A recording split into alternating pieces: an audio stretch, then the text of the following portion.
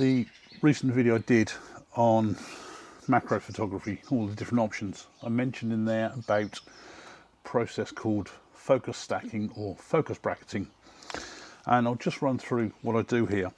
I'm fortunate that I've got this feature built into my camera, so I can go into the menu system, enable focus bracketing. I can then specify how many shots I want it to take, and the important bit is how much the focus moves between each image. And at the same time, I've got various other options in there where I can tell it to stack all the images together and give me a final JPEG image. Now I've got my camera set up so that I can do a mixture of manual focusing and auto focusing, so I can basically move this down to the nearest focal point to make sure I'm getting that nearest part in focus. Now I've got the app also on my phones, which works similar to touching the screen, and I can just basically tap on here the point I want it to focus on. So I could specify something further away and it goes to that focus point. Specify something hopefully closer, and it doesn't always work, so sometimes you have to bring the lens in, but that's now got the closest focal point. I can then just start this off. It's a 2-second timer, and you should see this go all the way through, where it's gone through taking each image, moving the focal point.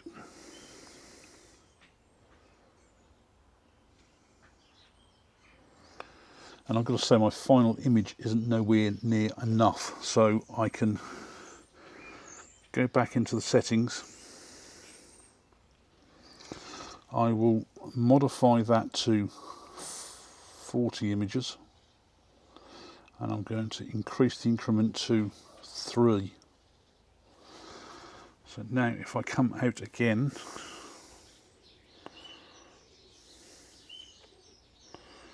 make sure my focus is in, take the image again,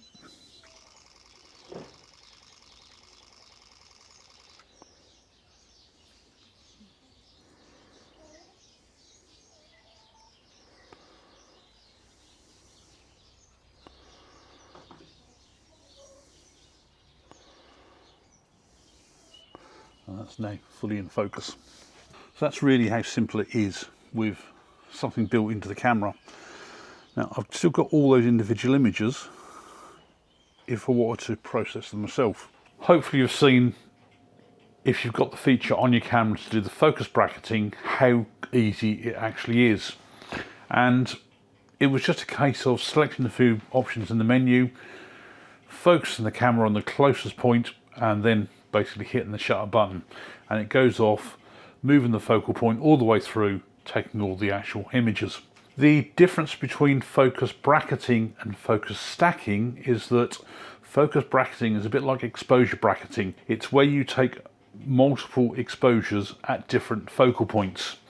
The focus stacking is then where it takes all of those images at different focal points, stacks them all together. And that's where I think some people get a bit confused, and why we all just call it one thing. And I think the most common one is focus stacking, even though properly on the camera it says focus bracketing. Before I review those images and give the other options on the computer, I will first of all cover how you can do exactly the same thing if you don't have the feature on your camera. Got a tape measure, small tape measure here that I've got on here. Still using my 100mm macro lens. I'm not focused at its closest point because this is quite large in comparison to the small images I'd photographed, but the reason I've chosen this is because of the actual measurement on the tape.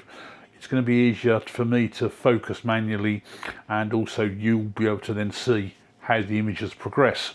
It would also probably be possible to get the whole thing in focus if I went to a really closed aperture, say for example f20 or something like that, then I'd probably get the whole thing in focus. And the whole purpose of this is how to take those bracketed images. Because I'm shooting indoors, light is a lot lower. I'm still shooting at ISO 100. I've opened up the aperture to the widest for my lens, which is f2.8, so the depth of field is really shallow. And hopefully you can see on the other camera I've got here, sat behind my main camera, at the moment I'm just focused on the very front point of the tape measure, and there's very little depth of field. It's probably less than a centimetre. So the idea is that I will take an image there, and to save shaking and knocking the camera around and everything, I'm just going to use the app on my phone to take the picture every time. I've not got a timed exposure on it, so it's a bit like using the remote release. So at the moment I'm just focused, as I say, on the very tip, and exposure time is half a second. So I will just take one image there, and what I need to do then is slowly just adjust the focus.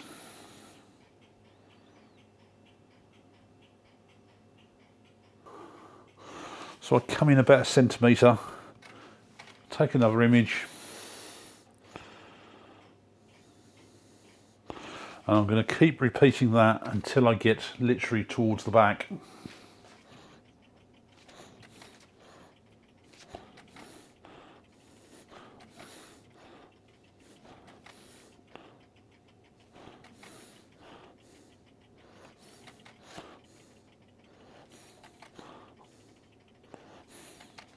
Taken 11 images there, and I'm not sure whether I've gone in enough detail. It will be when I get it on the computer that I'll tell properly, but if I was doing macro photography, then the focus adjustment needs to be so minimal, and you would then take a lot more time over it. I've downloaded all my images to the computer now, so we can have a proper look at these.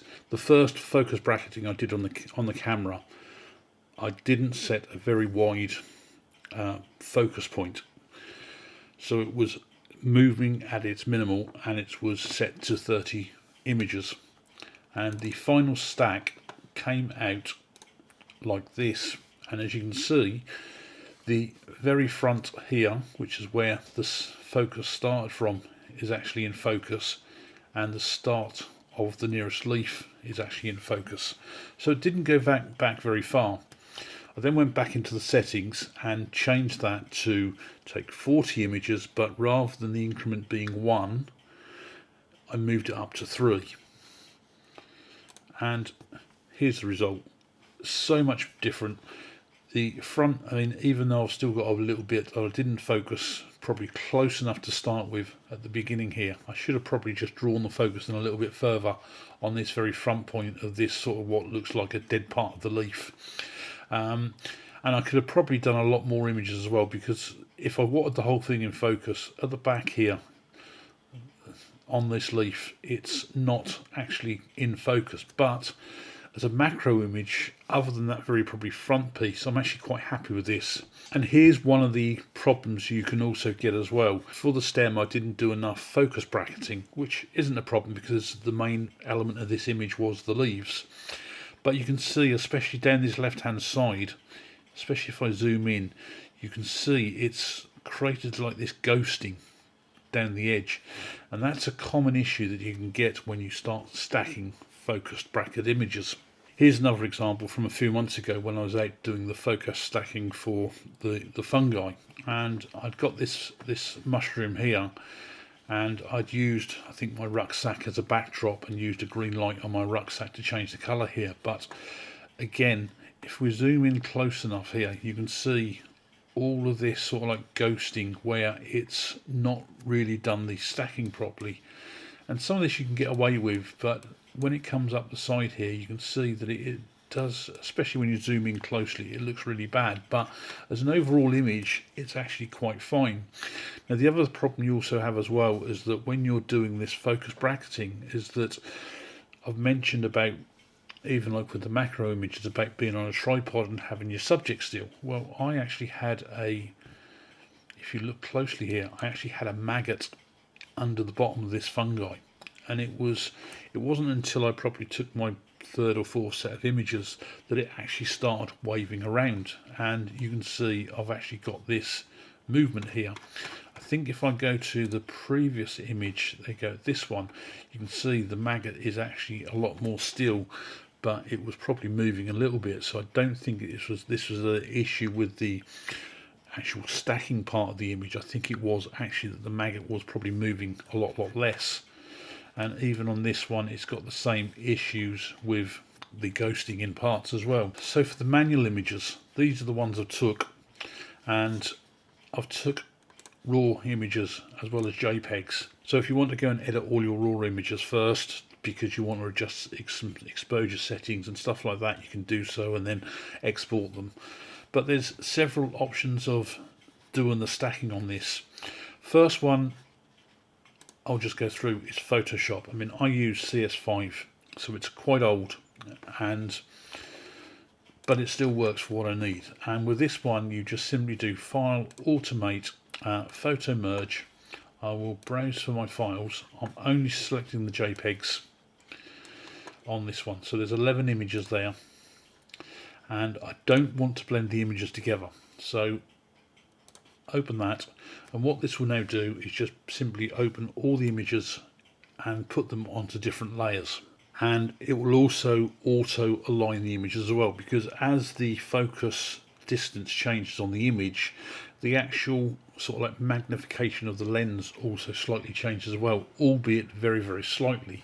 And you can actually see on this one, on the very, if I just zoom in on this image, at the very bottom of the image, you can see probably the sort of like the line on the bottom here, where it's basically moved the images around to fully line them up. So if I select all layers now and do an edit, now if you wanted to realign the images, you could actually do the auto align layers. But what I want to do now is I want to merge the whole lot together. So I do an auto blend layers, and I found that if you leave the seamless tones and colours on, it will merge the whole lot a lot better for colour wise. Just OK that. Now this is the part that, depending on how many images you've got, can take quite a bit of time. That's now come up with our final image, and you can see on the borders here, especially at the sort of like the top, most of the top, some down the left, a section down the bottom, and a very small bit on the right. That's where the alignment has gone. And I've got to say, it's actually quite good. Got some out of focus on the front here, which is what you expect, because that was my very first focal point was on the front of the tape measure, and I've probably got a little bit in the middle there, around about the number 5, where the focus is out as well. Now that could well be probably from me the way I was actually moving the focus along. Doing it in smaller increments would hopefully generate a slightly better image. So what I could do then is just basically select the part of the image I wanted and then do a crop, and that would be my final image. So that's one way of doing it with Photoshop. Now there are several other ways as well. Online, when I first started looking at this, there's a website called Focus Stacking Online, and again this works similar way as what you do. You simply add your, in my case, 11 images. You then select a reference point. So the idea is you want to try and select properly somewhere midway of the image. So if I look at my image files here, I start off at 78 and I run off at 88. So halfway between there would probably be around about 82. So if I go and find 82 in here, it doesn't always load them in name order, which can be a bit of a pain. So if you've got an awful lot of images, it's sometimes a bit of a pain to find the right one. And whichever image you click on, it will show the preview here. So I can see that there, the number 3, and just after it is fully in focus. In actual fact, it's probably now a good time to investigate that number 5. So that image there, 85, was just past it, and 84 was just before it. So I can tell that with the image 84, my 5 was totally out of focus. For image 85, again, my 5, the focus point was probably just past the 5 at that M15. So it's why the final image is out a little bit. So I've selected my reference point and I just simply click on stack. There are different methods on here. There's a beta method, which I think they're totally evolving this website all the time. So if you don't get a result with one, you can try the other one and simply click on stack. Now this process will take a little bit of time. You can see the progress at the top there. It usually jumps up to the 50% quite quickly. I think that's probably where it's going through aligning the images to start with, which is the quick process, but the actual stacking bit is where it takes the time.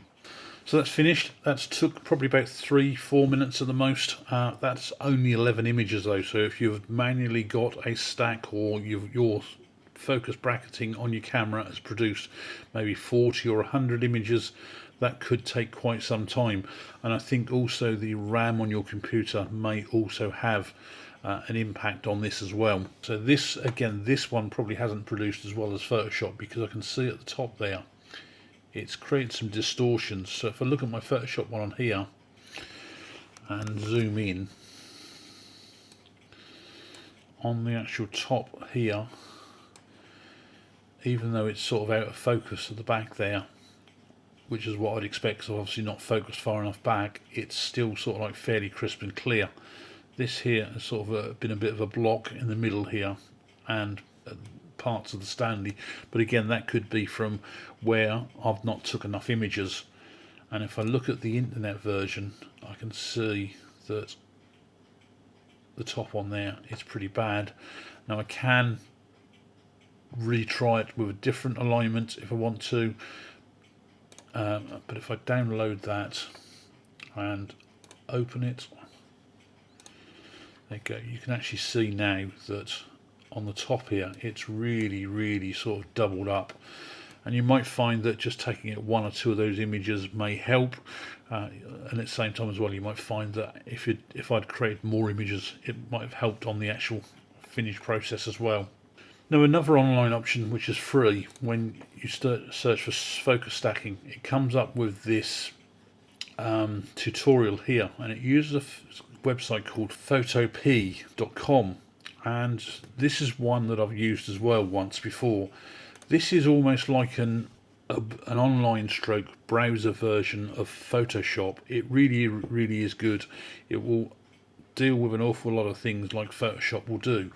And if you follow these instructions through here, it's pretty quick to do and follow through.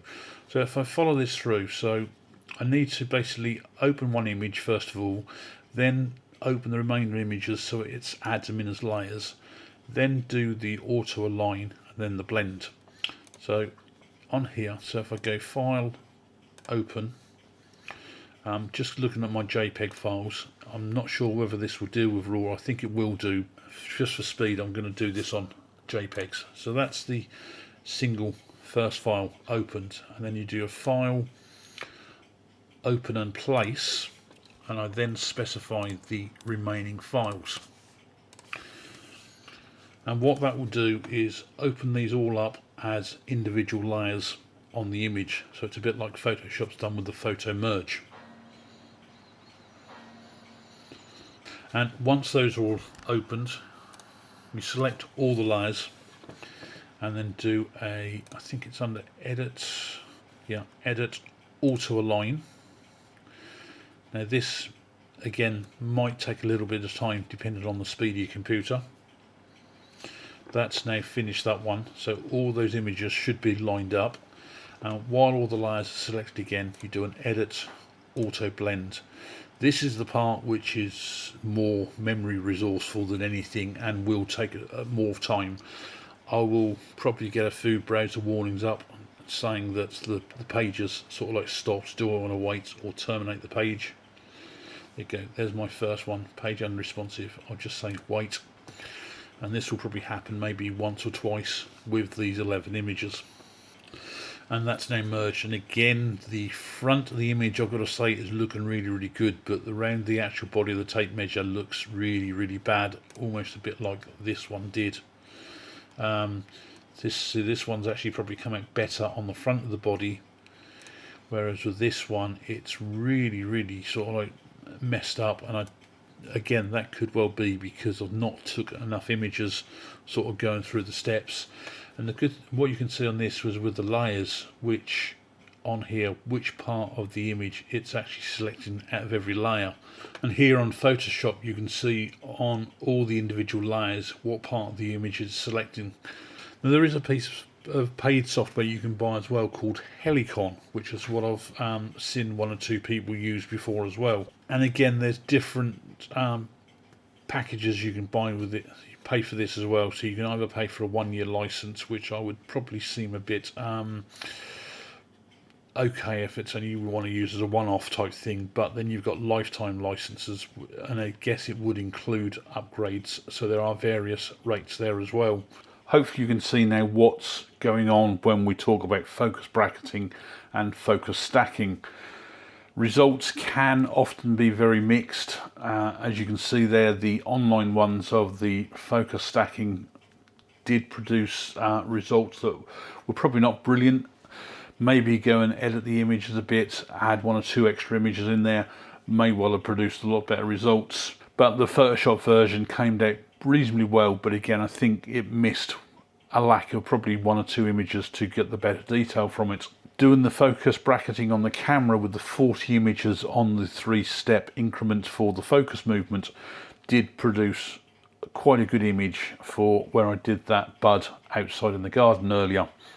But again, it's so easy to miss little details on there, because I should really have, once I'd focused on that first part of that like dead leaf, I should have just manually pulled the focus in a little bit so it brought the focus point forwards before I then started off the actual focus bracketing process. My camera does actually deal with the focus bracketing fairly well, but as you can see from where I show that image of the fungi, that it does at times not get it 100% every time. At least with those sort of like where you get that sort of like ghosting, it is fairly minimal. So unless you're going to sort of do an enlarged image, or you're going to look at the image in detail, you're probably not going to notice a lot of these anyway. Thanks a lot for watching.